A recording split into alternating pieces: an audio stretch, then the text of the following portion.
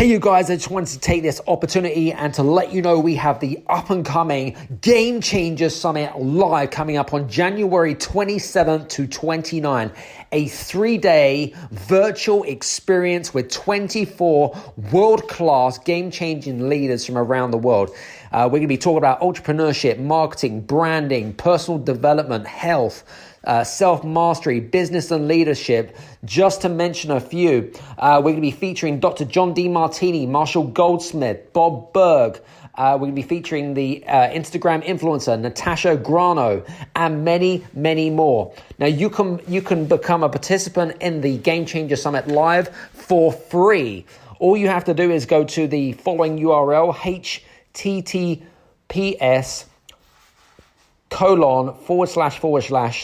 www.thegamechangersummit.com/sign-up-form. For more information, click on the link below, because honestly, this is probably the David versus Goliath of all summits. It is the summit of the year. See you soon, take care, and we'll see you there. This is the Game Changers Experience. Deep dive conversations with leading business disruptors, Olympic athletes, celebrities, entrepreneurs, and influencers from around the world. This show will teach you insights about the winning principles in mindset, productivity, marketing, branding, entrepreneurship, business strategy, and more.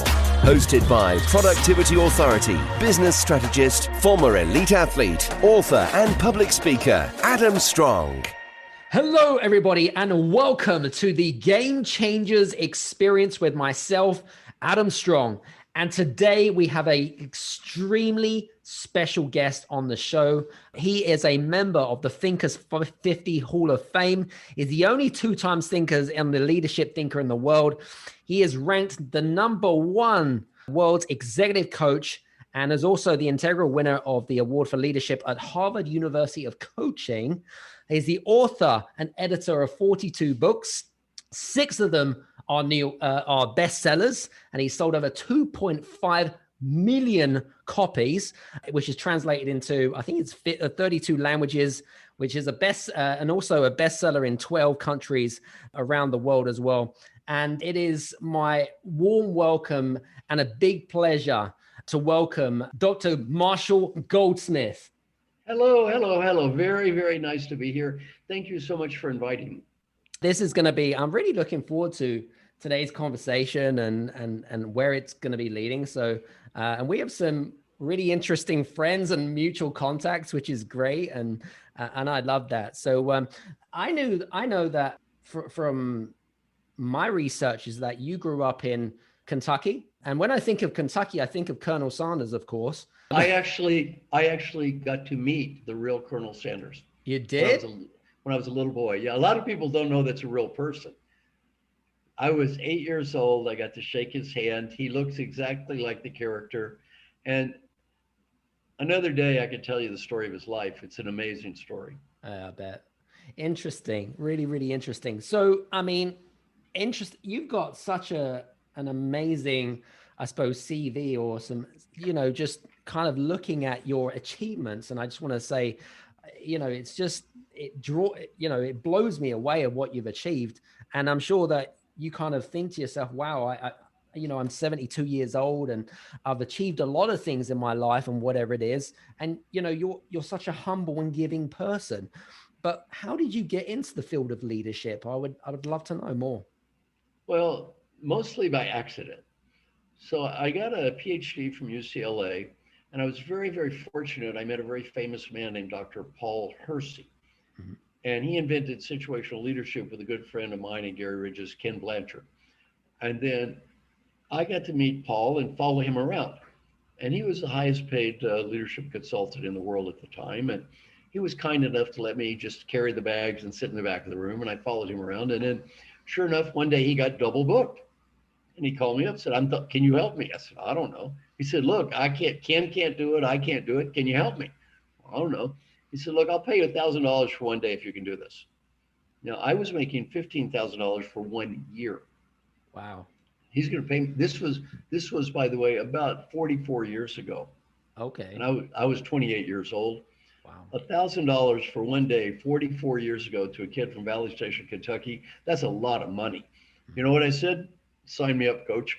So I do this program for the Metropolitan Life Insurance Company in New York. Very sophisticated people dealing with billions of dollars, Mm, and and they were angry when I showed up because I wasn't him, but mm. they love me.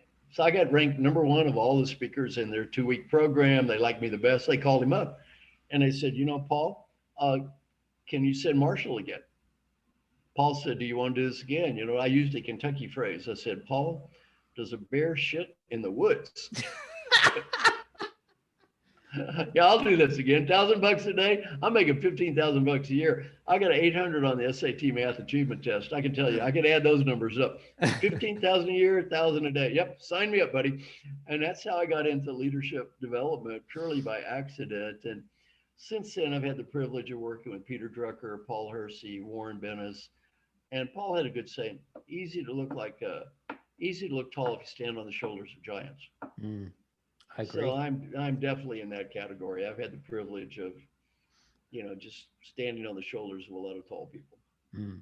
It's an amazing story.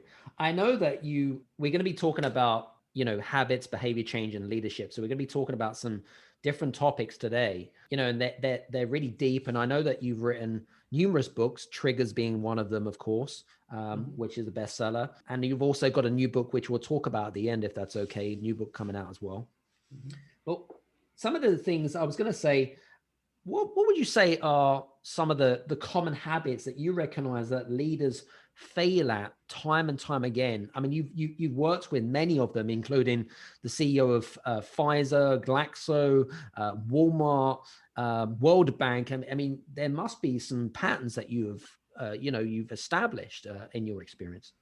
Yeah, I was interviewed in the Harvard Business Review and asked this question: what is the number one problem of all the successful people you've coached over the years? And my answer is winning too much. Now, what does that mean? If it's important, we want to win. Right. If it's meaningful, we want to win. If it's trivial, we want to win. If it's not worth it, we want to win anyway. Winners love winning. And it's incredibly difficult for smart, successful people not to constantly win. Now, I'll give you a case study you can use yourself. You want to go to dinner at restaurant X. Your husband, wife, friend, or partner wants to go to dinner at restaurant Y. You have a heated argument. You go to restaurant Y. It was not your choice. The food tastes awful and the service is terrible. Option A, you could critique the food, point out our partner was wrong. This mistake could have been avoided had only listened to me. Option B, shut up, eat the stupid food, try to enjoy it, and have a nice evening. Now, what would I do? What should I do? Almost all my clients, what would I do? Critique the food. What should I do? Shut up. Now, Adam, have you ever critiqued the food in your life before? Absolutely. And was that smart or stupid? That was stupid. It was very stupid. And as stupid as that was, very stupid. I'm going to give you an example now that is so hideously stupid, it'll make that one pale by comparison. You've probably done this before. Mm-hmm. You have a hard day at work, a hard day, so hard, under so much pressure, more, numbers, such a hard day. You go home. Your husband, wife, friend, or partner's there, and the other person says, I had such a hard day today. I had such a tough day. And we reply, you had a hard day. You had a hard day. Do you have any idea what I had to put up with today? Do you think you had a hard day? We're so competitive, we have to prove we're more miserable than the people we live with. I gave this example in my class at Dartmouth College. A young guy raised his hand. He said, I did that last week. So I asked him, what happened?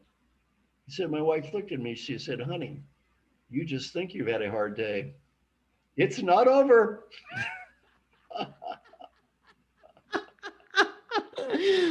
So funny. It's not over. Yeah, you haven't seen hard yet, buddy. Come and live in my world. Exactly.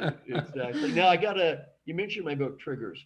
Yeah. I refer to an email that's in my book, Triggers. A young man sent me an email about this, and he said, I was in your class at Dartmouth 5 years ago. And he said, I know you don't remember me, but I want to send you an email today and say thank you. He said, yesterday my wife called. Mm-hmm. And she was having a terrible day and started talking about it, and I was behind schedule and under pressure. And I was just getting ready to point out how her problems paled in significance to my own. But he said, for some reason, I remembered your course. I started breathing. I thought, this is my wife, somebody I love. This is not the enemy. And he said, I just listened and I said, I love you. Thank you for everything you're doing. And he said, I went home. I spent $25. I bought her some flowers. I gave her the flowers. I said, I love you. So it's the best $25 I've ever spent. Thank you. So next time you get into that, let me win. Let me prove I'm right. Let me tell you how smart I am. Just breathe. Is it worth it? Interesting. Yeah. I mean, I guess it's kind of looking at putting yourself in somebody in the other person's shoes rather than kind of thinking, oh, what about me? You know, and it's kind of selfish in a way, isn't it, Marshall? Well, it's not that people are bad. No. Peter Drucker, another one of my great mentors, taught me a wonderful lesson. He said, our mission in life is to make a positive difference, not to prove how smart we are and how right we are. Most people I work with have taken in their life tests, test after test after test after test, thousands of tests. Prove I'm smart, prove I'm smart, prove I'm smart, over and over and over. And when you did that, what did people do? Oh, good. Didn't do it. Ooh, bad. It's incredibly difficult to stop. This is very deep. It's very deeply ingrained. It's incredibly difficult to stop. And when you're at the bottom of an organization, proving yourself is not bad. You have to prove you're smart and all that. But every time you get promoted, you got to learn to stop doing that. And the people I coach are CEOs. People they manage know more than they do. Well, your job is not to prove you're smart, it's to make them smart. Your job is not to be the hero, it's to make them the hero. Very easy in theory. Yeah. I mean, it's easy in conversation. I mean, I remember, and even, you know, people that friends and contacts and that kind of stuff, is that the corporate world, and you would have heard this before, the corporate world is a bit of a dog eats dog environment, right? You know, who can get to the top the quickest type of thing. And, you know, and I don't know, you've probably had those people who've had those types of attitudes. What do you say to people like that? Well, the people I coach, number one, are people that are very high integrity, who have good hearts. If I didn't think, all right, I don't have to do this. Right. So I only work with great people. And I'll give you a story that illustrates how I pick clients. Years ago, Alan Mulally, who was at Boeing at the time, ran Boeing commercial aircraft, one of the greatest leaders I've ever met in my life, an amazing man. So of all the people I've ever coached, he improved the most. And I don't get paid if my clients don't get better. So I measure improvement, not as judged by them, as judged by everyone around them. He improved the most. I spent the least amount of time with him. So I thought, well, that's puzzling. So I made a little chart. On one dimension was called time spent with the great executive coach, Marshall Goldsmith. The other dimension is called improvement. There seemed to be a clear negative correlation between spending time with me and improving. Well, I thought, well, it's a troubling chart. It's not good. So I go talk to my friend Alan. I showed Alan my chart. I said, now, Alan, all the people I ever coached, you see, you were great to start with and you improved the most. Yet I spent the least amount of time with you. I showed Alan my chart and I said, Alan, seems like the more time I spend with people, they don't get better. There's a negative correlation. I said, you know, Alan, the way this chart looks, had you never met me, you'd really be good here. So I said to my friend Alan, what should I learn about coaching from you? Well, he taught me a great lesson. He said, Marshall, your biggest challenge as coach is customer selection. You pick the right customer, you win. You pick the wrong customer, you lose. Agreed. And then he said, don't make coaching about yourself, your own ego, and how smart you think you are. Make it about the great people you work with. And he said, as a CEO of Ford, my job isn't that different. He said, I don't design the cars. I don't build a car. I don't sell the cars. I got to have great people. And he said, every day I drive to work, I tell myself, leadership's not about me. Leadership's about them. Well, it's hard. You work with a lot of entrepreneurs. The hardest thing for an entrepreneur is to let go. Yeah. Because why? They got there by being a great achiever. They got to let it go. They got to quit being the hero, quit being the great achiever, quit making it all about me. Very easy in theory, incredibly difficult in practice. I think it's the psychological thought process and the thinking and I mean, human beings are complicated anyway, but you know, I mean, we all are wired, you know, slightly differently. We think slightly differently. And I absolutely agree with what you're saying. Well, you know, any human or animal will replicate behavior that's followed by positive reinforcement. Mm-hmm. And the more positive reinforcement you get for anything, the more you replicate the behavior. What do you get positive reinforcement for? Proving how smart you are and proving how right you are. So we're just geared to do that, and we're psychologically reinforced thousands of times for doing this over and over. So after a while, it's just an instinctive reflex. Mm-hmm. We don't even know we're doing it. That's crazy. It's like kind of, you're just doing it subconsciously without thinking about it. That's it. Interesting. Yeah. So I want to talk a little bit about behaviors or behavior change as such. How do we become more aware of what we're doing in terms of our behaviors, whether it be in the workplace or whether it be running your own business or whatever? How do we become more aware of it, and so that we can make improvements or make subtle changes? Well, so my whole mission in life is helping successful leaders achieve positive change in behavior. Mm-hmm. So I'm the world's expert on this very narrow topic. I know very little about anything else, but I know a whole lot about that. Right. Okay. So you do a Google search in quotes, helping successful leaders, in quotes, the first 500 hits, 450 are me. The rest of the world is 50. So I win this game. Okay. Now, this is what I do for a living. Mm-hmm. So let's imagine you're the future CEO. Okay. And the CEO board have asked me to talk to you. Now, to start with, I never argue with my clients. And by the way, if I think you don't want to help people, I think you're a bad person, I just won't work with you. I don't care. So anyway, I come to you and I say, Adam, I'll tell you, I will work with you if you get confidential feedback from everyone around you. So you get confidential feedback from everyone around you, average of 18 people. And oftentimes, not only at work, at home, you must pick important behaviors to improve. You and your manager, the CEO, have to agree these are the right behaviors and right people. You have to apologize for all your mistakes. You have to publicly follow up with everybody on a regular basis and follow up with me. And whatever I tell you, you just shut up and you say thank you, and you don't prove I'm wrong. And you do this over and over and over again, then eventually you get better and I get paid. Now, by the way, Adam, if I work with you, you see, Adam, you got to do all these things. If you don't want to do any of these things, or even some of these things, it's okay. It's okay.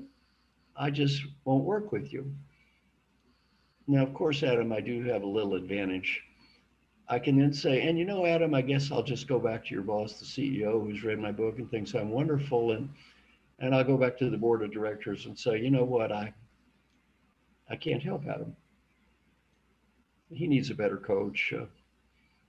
I just don't want to work with him. That makes me feel so good. I can do that. You could. You could. It's okay. You could. If it doesn't bother you, it doesn't bother me. Oh, crazy. So, Adam, how do you feel about this? You think it's a bad idea, Adam, or a good idea? I'm not sure, Marshall. I need to think about it. And you know what? If the guy said I have to think about it, you know what I'd say? It's not working. Not working for me. Bye-bye. Yeah. It's interesting. I do exactly the same. Adam, they usually don't get that far by being dumb. And, you know, I mean, I've only had one person in my life say no. Really? Oh, yeah. This is interesting. A woman, as CEO, has me come in. I go to the same talk, right? She says, I'm not going to do this. I'm not going to apologize, and I'm going to get feedback and all that. I'm fine. So I just leave. I'm walking out the door, the CEO says, oh, hey, how you doing? I say, fine. Well, when do you start work? I said, I'm not going to work at all. Why? Well, she don't want to do this. He said, what? No, she don't want to get feedback and apologize. She don't want to do those things. He just said, please accept my apologies. I am so sorry I've wasted your, let me pay you for today. I said, no, don't worry about it. Wow. Go out. Don't let the door kick you on the way out. Out. Oh my God. 6 months later, he just had to document, get rid of her. Out. I mean, hello, the CEO is willing to invest all this money to help you, and you're telling him to stick it? Bad idea. That's not a good That's thing. not cool. Definitely not Gone. No. So anyway, let's imagine, let's practice with you. Mm. Let's say I interview everyone around you. Pick one thing you need to do better. Stop micromanaging. Very good. Too much micromanagement. Perfect. I have that all the time. So, okay. Then you would talk to everyone around you and say, I got this feedback. And I'll do a little bit more detail because it's probably a pretty common problem with the entrepreneurs. Absolutely. I got this feedback, and one of my issues is I'm seen as micromanaging. But one thing I want to do is I want to be an effective delegator. And what I really want to work on is more effective delegation. In fact, I might not even say micromanagement. I'd say I want to be, say it in a positive way. I, Adam, want to be a more effective delegator. Mm-hmm. Fine. So you have a one-on-one dialogue with everyone. You say, now we're going to look at this from three perspectives. First, I'm going to ask you, do I ever get more involved than I should? Do you ever feel that I'm micromanaging, getting more involved than I should? And I'm not saying I'm going to change everything. I'm just going to promise to listen and take notes and do what I can. And then, okay. And then give me ideas how I can do a good job of not doing that. Now, my second question, though, is do you ever need more help from me? Because you see, I don't want to just let go. So maybe in some areas you feel I'm more involved than I need to be. Some areas not involved enough. Because you see, delegation in and of itself is not a good thing. Mm-hmm. You delegate to the wrong person, you don't help anybody. Sure. So the question is not, I want to delegate more, I want to delegate more effectively. Mm-hmm. So are there areas where I need to get more involved than I am? And what the person might say is, Adam, over here, I think you get a little too involved, but over there, I really need more of your help. You see what I'm saying? You don't want to just delegate to delegate. Right. Then you say, question 3, do you ever see me, Adam, doing things at my level that Adam doesn't need to be doing? And what would those be? That maybe other people could do this instead of Adam. And then you take notes and listen. So you talk to everybody, then you write down notes, and then you talk to me. I say, who'd you talk to? What'd you learn? What are you going to do about it? Everything is feed forward for me now.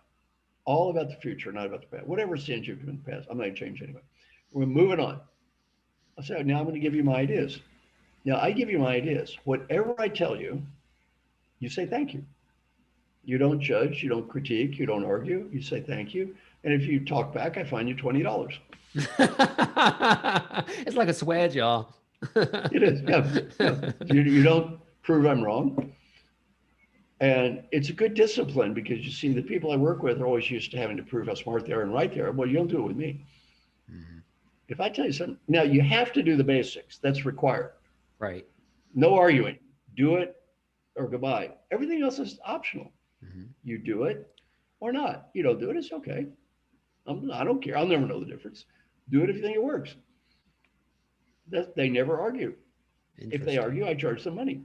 Now you might say the people I coach are rich people. And the money, but this is funny. I charge them money if they start sentence with no, but, however, they argue, try to prove they're right. I charge them money, $20. Then you might say, well, these are rich people. They don't care about, and the money goes to a charity they pick too. Now you might say, well, they don't care about losing money. That is wrong. Look, yeah, old rich men don't care about losing money. Wrong. they hate losing any money. So like one guy, I'm going, $20, $40, $60. He goes, this is expensive. I said, you made $35 million last year. And this money is going to go to a little homeless child. He goes, oh my God. Oh, I'll pay the $60. I'll pay the $100, whatever, right? Now, my funniest story occurred in India. Mr. GM Rao. Mr. GM Rao is a great guy. So he owns a company called GMR. They built the airport there in Delhi, a beautiful airport. He's just a good human being. He donates $340 million. Bill Gates tries to talk rich people into giving money to the poor, and Warren Buffett. So they go to India, and my friend, Mr. GMR, he gets all excited. He donates $340 million to poor people in India. He's very generous. 2 days later, I'm coaching him. The money goes to the same charity, $20, $40. He goes, this is expensive.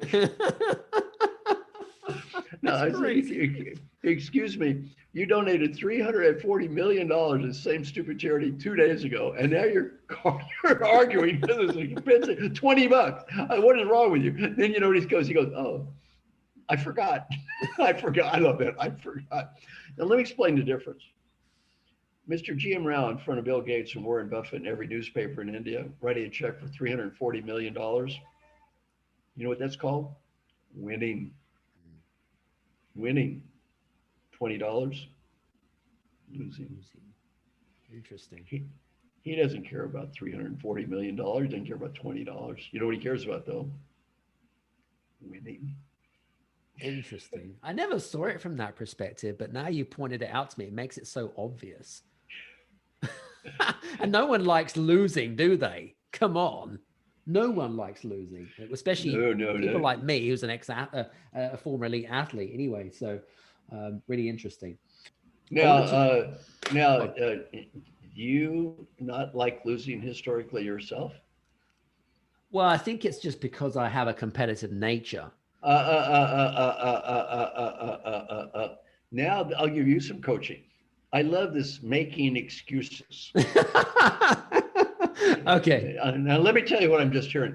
All Yes, right. Marshall, you see, Adam, was an athlete. I don't know if you, Marshall, were an athlete, but Marshall, was a competitive athlete, you know. Just in case you missed that, I think I'll drop it in a few times. And you see, Marshall, occasionally I may appear to others to have an issue with winning too much. You see, Marshall, that's because I can't help it because it's of my competitive and athletic background, blah, blah, blah, blah, blah. Is that what I just heard, Adam? Thank you, Marshall. Yes, thank you, Marshall. I don't want to get fined $20. Now, I think, Adam, did you also say I have problems with losing? Did you say that? No, I didn't say that. Lines. I didn't say that. Okay. It must have been somebody else. But now you historically you might have had some issues with losing. Yeah, Now, can you change? absolutely. Good. I think anyone can change if you have the right attitude. Raise your right hand. My name is Adam. My name is Adam. I used to be overly competitive in inappropriate situations. I used to be overly competitive in inappropriate situations. I do not have a genetic defect. I do not have a genetic defect. I can cure this. I absolutely can cure this. Very good. Awesome. Very good coaching that is. Let's talk about something that I think is extremely valuable for not just entrepreneurs, but CEOs of multi-billion-pound companies. Self-evaluation, I think, is extremely important. But I think that we don't do enough of it. We just don't do enough of it, right? But I'd love to know what your opinion about self-evaluation is, and what value does it bring to an organization? How do we implement this self-evaluation, and how do we get it set up? I'm going to take this at a much simpler level. All right. My area in life is helping real human beings get better. Mm-hmm. So let's just take the people listening to me. Don't even worry about the organization. Worry about yourself. I'm trying to help you get better. How's that? Let's just do that for now. That's enough. That's good. That's good. Then we'll worry about everyone else later. but let's start with this person here, right? Yeah, let's just try to help this person here. Now, I have a process I'm going to teach everyone. It's related to what you just said. It's called the daily question process. Okay. This takes 3 minutes a day, costs nothing, and will help anyone listening get better at almost anything. Now, you might say, well, that sounds too good to be true. 3 minutes a day, costs nothing, help people get better. That's too good to be true. Half the people I teach just to quit within 2 weeks. And they don't quit because they quit in 2 weeks. 2 weeks? Have you done this yourself? No, I haven't, but I'm all ears. However, I am a master of discipline. If a teacher tells me to do something, I will do it. One thing, Adam, it's good to know that you have no ego and that you would spend and that you would not try to win too much and prove you're better than other people. And that, yes, Marshall, others may have difficulty with this, but you see, I, Adam, am a self-quoted master of discipline, and I'm sure the ever so holy Adam would have no problems, even though others, Marshall, you have coached many CEOs of multi-billion-dollar companies and brilliant people, and I see they have problems doing this, but you see, Marshall, you haven't been talking to me, Adam Strong, obviously, who is superior to those. Point taken. Point taken. Okay, he's just called me up on my bullshit, everybody. I just wanted to say that, right? Oh my God. Now let me try again without you. Let's start again. Let's start again without my interruptions, okay? Yeah, without you proving your superiority to all my other clients, right? Now, this takes 3 minutes a day, costs nothing, and is really hard to do. Adam, don't kid yourself. It's going to be hard for anybody to do. Okay. I'm going to give you a personal example. Go for it. I have someone call me on the phone every day to make sure I do this. Every day, someone calls me. Why? My name is Marshall Goldsmith. I got ranked #1 coach and leadership thinker in the whole world. I have someone call me on the phone every day to make sure I do this very simple process I'm going to teach you now. Someone asked me why. My name is Marshall Goldsmith. I'm too cowardly to do this by myself.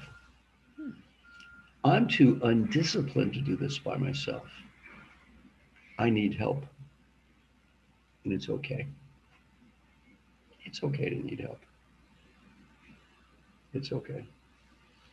Once we get over that macho, I can do it on my own crap, I'm better than everybody else. Unlikely. We all need help. I need help. Hey, somebody, do I know the theory? I wrote the theory. I know the theory. Now, here's how it works. You get out a spreadsheet. On one column, you write down a series of questions to represent what's most important in your life: friends, family, health, whatever you want. Mm-hmm. And then 7 boxes across, one for your day of the week: Monday, Tuesday, Wednesday, Thursday, Friday, Saturday, Sunday. Right. Okay, fine. Then every day, every question is answered with a yes, a no, or a number. Yes is recorded as 1, no is a 0 or a number. And then at the end of the week, you get a report card. Now, I'm going to warn you in advance, that report card at the end of the week might not be as beautiful as a corporate values plaque you see stuck up on the wall. See, I've been doing this for many years. You know what I learned? I learned that life is incredibly easy to talk.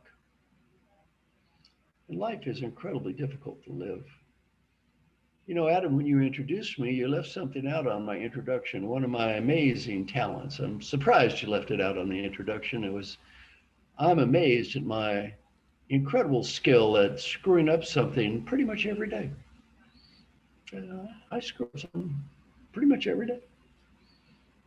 You left that out of the introduction there, you see, but when you look at this little daily checklist, you get to look at it every day. It's not that pretty. It's not that pretty. And so I've been doing this a long time.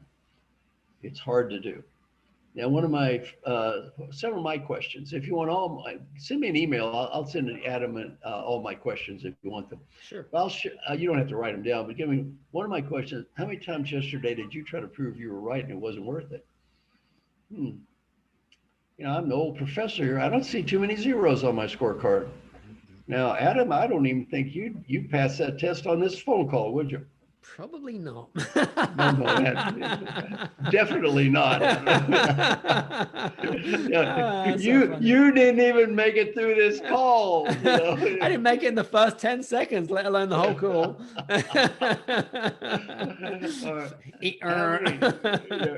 How many angry or distorted comments did I make about people yesterday? You know what? I don't see too many zeros on that column. Adam, have you ever deemed it appropriate for you to critique others in a way that probably didn't help the world too much and point out their flaws? Have you occasionally fallen into that trap? Mm-hmm. Thank you, Marshall. Thank you. Yes, Marshall. Yes, thank you. Thank you. Very good. Let's see. How many minutes did I walk? How many push-ups? How many sit-ups? Did I dare say or do something nice for my wife, my son, my daughter, my grandkids? How much do I weigh? Just questions about life every day. My friend Jim Moore would tell you this saved his life. It didn't kind of save his life. It did save his life. One of the questions, are you currently updated on your physical exam? He said no the first 90 days he did this. After 90 days, he said, this is embarrassing. I have to get the exam or quit asking the question. He got the exam. The doctor said, you have cancer. Oh. Now, that was many years ago. The doctor said, you're going to be fine. Had you waited 7 more months, you'd be dead. Wow. He knew he should have got the exam. Adam, did you ever put off a physical exam before? I haven't done too many physical exams, if I'm honest with you. Why not?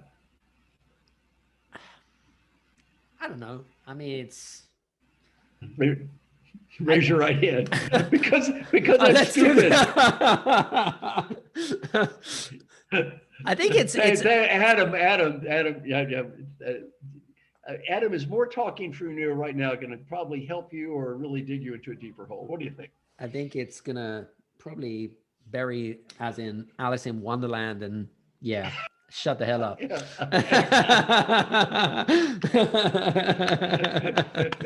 beginning to see how this all works. Absolutely. Now, my daughter Kelly, the professor, she's a professor at Vanderbilt. She got a PhD from Yale. Daddy's proud of her. But she taught me something called active questions. Mm-hmm. So here, I'll give you my first 6 questions. Every question is, did I do my best to, number 1, set clear goals? Did I do my best to make progress toward achieving my goals? Number 3, did I do my best to find meaning every day? Did I do my best to be happy? Did I do my best to build positive relationships? And did I do my best to be fully engaged? Every day, 6 questions. I'll send you an email about this with all that the would be research. Fantastic. Thank you. The research is amazing. If you just ask yourself these 6 questions every day, it's amazing. Now, my friend Mark Thompson and I, we do the LPR process. We did this, I think, 26 weeks for 6 months. Right. With 50 amazing people. They rotate various groups. We'd meet every week for an hour with 6 to 8 people. And we did it 26 weeks. And these are, like you said, athletes, Broadway stars, CEOs. I mean, just head of the Olympics, head of the Rockefeller Foundation. Wow. Ridiculously competent people. Very humbly. Every week they had to stand up and say, my name is, here's my scores. My name is, here's my scores. And they'll tell you, if they didn't have a support group, they probably wouldn't do it. Accountability. I have someone call me on the phone every day. Yeah. It's hard. It's very humbling. When you do this every day, it's humbling. It takes a lot of courage to look in the mirror every day. It takes a lot of humility. I think it's By the way, we all need help. We all need help. I think now, Adam, what's one thing you've been putting off, procrastinating or delaying? I wish I'd get better at this. You've been telling yourself for 20 years, I want to get better at. Give me one thing. There's many things. I think pick one. I actually want to get better at looking after my health, believe it or not. Very good. And very interesting. All I suggested was you get a physical exam. And you immediately got defensive about that for some God knows what reason, in spite of my pounding. Now, Adam, you want to look after your health more. Very, very good. And it's been 20 years. You know the theory of this, is that correct? Yes, sir. You don't need to read a book about what you need to do. Is that correct again? No, Marshall. Yet you still haven't done it. Is that correct again? Yes, sir. Raise your right hand. My name is Adam. My name is Adam. I need help. I need help. And it's okay. It's okay. Get help. If you could have done it by yourself, you probably would have done it by now. Yeah. Interesting thought process. It's interesting. I think you. By the way, my book triggers 27 major CEOs endorse that book. Why am I so proud of that? 30 years ago, no CEO would have a coach. These 27 people all stand up and say, look, I'm president of World Bank. I need help. I'm CEO of the year in the United States. I need help. I'm head of the Rockefeller Foundation. I need help. I'm head of Walmart. I need help. We all need help. Who are we kidding here? It's really interesting what you pointed out here. And I've said it before to numerous clients and so forth, is that asking for help is a sign of strength and not a sign of weakness. And I think you've really highlighted that in this conversation. And I like that comment. Adam, you teach your clients asking for help is a sign of strength, not a sign of weakness. Is that correct, Adam? Yes, sir. You teach this to your clients, Adam. And Adam, do you do a good job of teaching this to your clients? I bet you're very good at that. Is that correct? I could do better. Well, yeah. How about that guy in the mirror there, Adam? Maybe he should. Yeah, maybe should he be listening to this same sermon? Absolutely. I suppose we're like hypocrites in our own way, right? I mean, it's like you said, it's easy to say, but to actually do and put into practice is a completely different ballgame, right? Arnold Schwarzenegger, right? He said, nobody got muscles by watching me lift weights. So true. It's not hard to understand the theory of weightlifting. No, it's true. It's extremely true. Good. It's hard to lift weights. Absolutely. Listen, I know that I'm conscious of time and I'm respectful of your time, but I'd love to know more about your new and up and coming book that's coming out. Maybe you could tell us a little bit about that, the title and when it comes out. The title of the book is The Earned Life. Okay. And I'll just give you one highlight because I've discussed parts of it in our conversation already. But one of the highlights from my book is this. We all have, especially in the West, an illusion. And the illusion is everything is going to be okay when. I'll be happy when I get the money, the status, the BMW, the condominium, win the lottery, whatever. I'll be happy when. That's the great Western disease. I will be happy when. Well, we talk to people who won Olympic gold medals. The National Football League, 50% of the people who are in the National Football League broke. High number divorced, depressed. Olympic athletes, Michael Phelps made a movie about this called The Weight of Gold, depressed. This I'll be happy when. No, there is no when. When is an old person looking to die, that's when. And there's a book that always ends with the same words, and they lived happily ever after, a certain type of book. Now, what type of book is that? It's called a fairy tale. That's exactly what I was thinking. It's a fairy tale. That's not the way it works. And the point of the book is, as we journey through life, you don't ever get to some place and you say, that's it. Life is a constant set we constantly need to re-earn happiness. We need to re-earn achievement. We need to re-earn meaning. And you don't wake up one day and say, I don't have to do that anymore.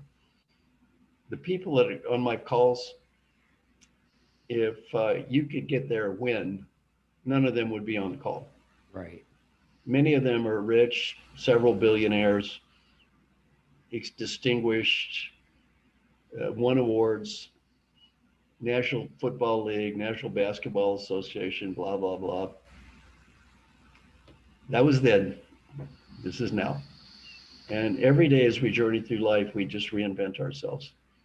And you have to start over every day. Every day is another day. It's a new me. Whatever happened in the past, but it's over. And you can't live there. Fascinating. So when is the book coming out? It'll be out next year, early next year. Early next year, 2022? Now, Adam, question before we depart. What did you learn about in this lovely call relating to Adam, not about others or theories or your customers? I learned about the $20. I learned to say thank you. And I learned to ask for help and not be a freaking hypocrite and actually swear by what you're actually going to say.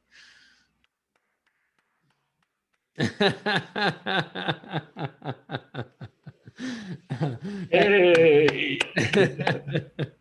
Do you know what? It's been it's been so much fun to have you on the show, and you know, I'm really privileged to meet you, and I look forward to collaborating with you further, of course, in your quest to help leaders around the world in taking their bullshit away from them and make them a bit more accountable, I guess is the real word. Oh my God. Fantastic. Love it. Fantastic. Listen, just want to say, Marshall, thank you so much for being on the show today. It's been a real privilege, my friend.